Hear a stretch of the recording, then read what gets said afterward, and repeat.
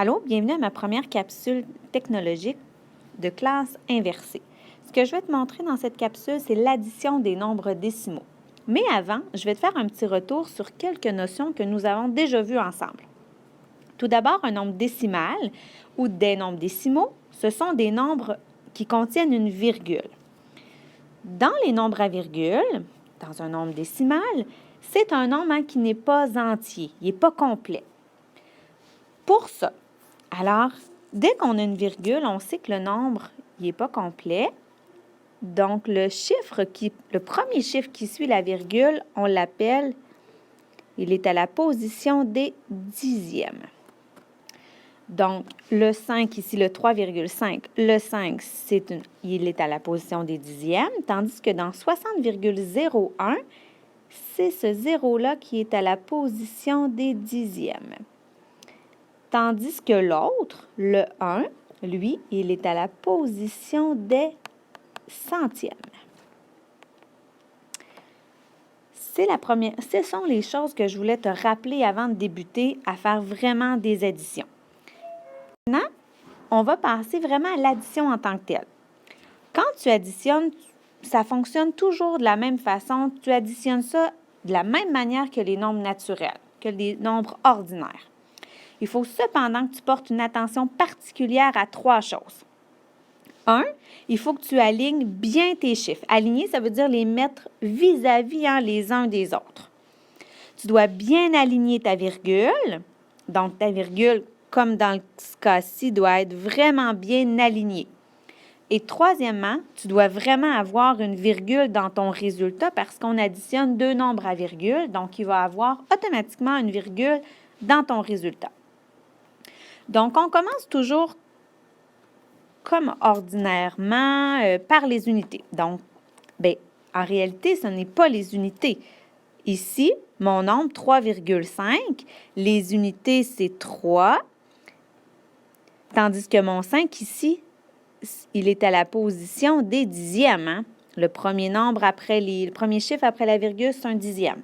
Donc, ici, je vais commencer par les dixièmes parce qu'il n'y a pas de centième. Donc, 5 plus 3 égale 8. Étant donné qu'il y a juste un chiffre, et c'est tout de suite ma virgule après, je vais mettre ma virgule tout de suite. 3 plus 4 égale 7. Donc, la somme de 3,5 plus 4,3 égale 7,8. Si je m'en vais au numéro B, ici, je me rends compte qu'on a un petit problème.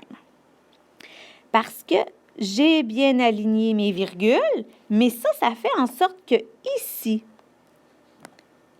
il n'y a pas de chiffre vis-à-vis le 5. Alors, c'est toi qui dois l'ajouter. Tu dois ajouter un 0 pour être sûr d'avoir un chiffre et pour ne pas te mêler. Mais si tu as bien aligné tes virgules, tu ne pourras pas te mêler. Alors, 0 plus 5 égale 5. 2 plus 6 égale 8.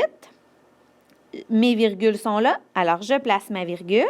2 plus 7, 9. Et 3 plus rien, dans le fond, c'est 0, égale 3. Donc, mon résultat ici, c'est 39,85. Au numéro C, même chose, tu vois, les virgules étaient bien alignées. Et je me rends compte qu'au deuxième chiffre en bas, il n'y a pas de centième, alors je vais ajouter mon 0 pour ne pas me mélanger. 9 plus 0 égale 9. 0 plus 6, 6. 2 chiffres après ma virgule. Donc, je mets ma virgule. 2 plus 5, 7. Et 4 plus 1, 5. Le résultat, 57,69.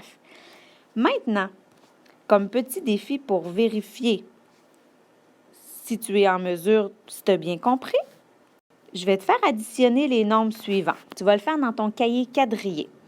Alors, 8,21 plus 3,14.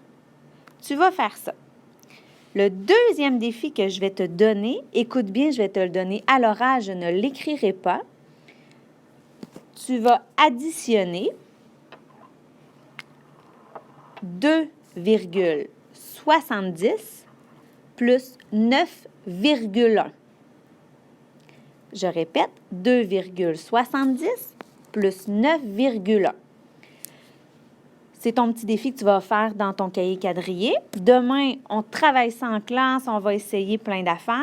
Tu peux réécouter autant que tu veux de fois cette vidéo-là, cette capsule-là pour bien comprendre.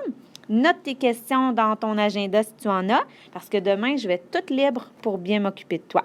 Bonne chance!